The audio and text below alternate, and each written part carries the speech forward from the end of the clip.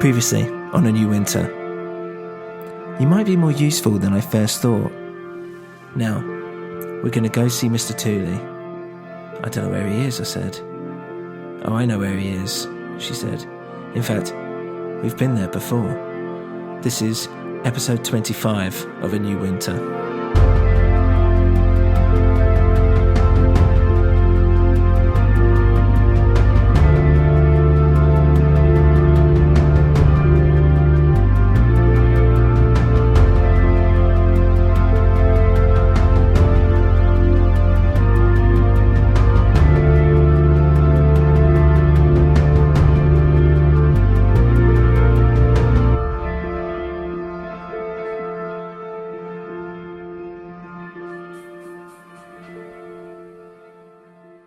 I knew where she was talking about. She wanted me to go back to that house, that horrible den where I first met Mr. Tooley. I started shaking again. My head hurt. I needed to sit down. I pulled out a chair. No, you don't. We're going, right now, she said, and got up from the table and grabbed my arm. I'd resigned myself to the fact that I hadn't had the energy or the inclination to fight. Instead, I just followed her outside. She dragged me to a car parked around the corner and threw me in the front. A gun trained on me the entire time. She got in the driver's seat and drove off. Don't worry, I said calmly. I'm not going anywhere. You should really just focus on the driving. She looked at me when I was facing the front, but I could feel her looking at me. I could tell the way I was acting made her feel uncomfortable. I mean, I didn't like it either, to be honest. In fact, I didn't like any of this. I could feel a pressure mounting inside the car. Not between me and Nicola as such. It's just like something was just weighing me down. Like a storm or something was on the horizon. And then suddenly, from out of nowhere, it began to rain, heavily. Nicola grumbled and tried to find the wipers. As she did so, I felt something shift, a sudden release of tension around us. And then there, out of the thunderous rain, stood two little boys in the middle of the road. Nicola suddenly screamed and swerved the car. It flipped over and I felt us roll down a hill, our small glass and metal enclosure crumpling around us. And in the middle of it all, I suddenly had a vision, or perhaps a memory. I was on a rollercoaster, and I was a child again, and I was laughing. I was smiling, in fact, and laughing. And there, beside me, sitting next to me on the ride, I saw myself. At least I think it was myself. And then we landed, and I didn't move. In fact, everything was so blurry that I decided to just go to sleep. Strange as that sounds. When I awoke, I wasn't sure of the time. It was dark. I could see that. In fact, it was pitch black. No one had obviously seen the crash, but at least the rain had stopped. I looked over at Nicola and she was still unconscious. Her head was bleeding, but she looked okay. I was able to crawl out as we were upside down. I looked at the car and it was completely smashed up as a write-off. I don't really know how we survived it, but it looked like we did. I pulled Nicola out and tried to wake her up. Had to grab some of the snow left on the ground and just put it against her forehead, hoping that the chill would maybe wake her up. She came to and immediately winced in pain. Where are we? She said. And I stood up and looked around. The forest, I think. And that's all I could see. Trees. I couldn't even see the road anymore. It was up at the top of this steep hill and, well, I wasn't going to climb up there.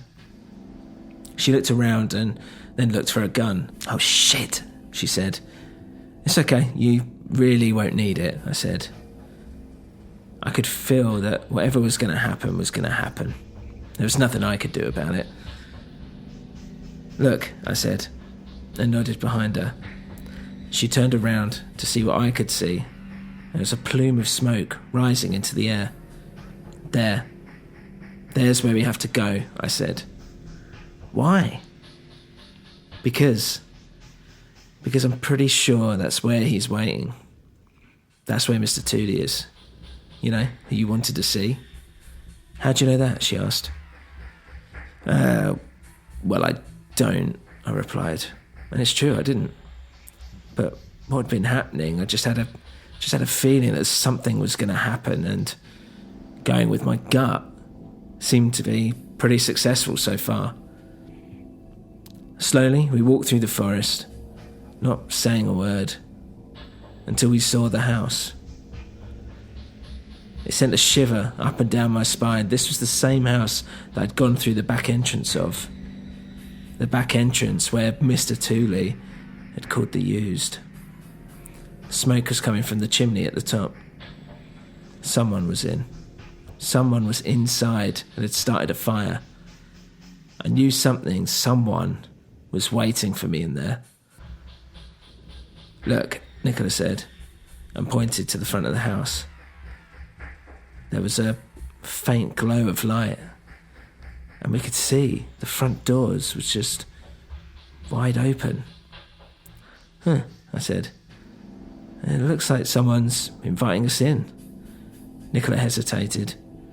No, she said, and stopped still. It's not a good idea, actually. I'm sorry, we'll go home now. We'll go home, it's fine. No, I said. We need to go in there. We can't, I don't want to. I grabbed her arm. Nicola, you don't understand. I don't have a choice. We have to go in there. And for a second, as I turned back round, I thought I could see two boys, again, in the doorway, just walk inside. And I wondered if Nicola could see them too. But the way she was acting, I daren't have asked. She followed behind me, slowly, and as we walked up to the house, I remembered I'd definitely seen it before. I mean, before. I stopped just in front of the door. What is it? Nicola asked. I'm remembering something, I said. I think I used to live here. And I remembered being here with my family, my mum, my dad, and my brother. Was there anyone else I was missing? My head started to hurt again. You lived here? Nicola asked. How? This place has been like this for years. Since you were a boy, at least. Yeah, I said. Yeah, that's right. And I walked in. I got a sudden hint of a happier life. Just from being here alone and looking around. There was nothing but darkness, misery, tattered memories and strange dreams. As I walked in, I heard a voice. Come in, the voice called. I'm in the lounge in front of a quite lovely warm fire, sure to warm you up. And there was no mistaking it. It was Mr. Tooley.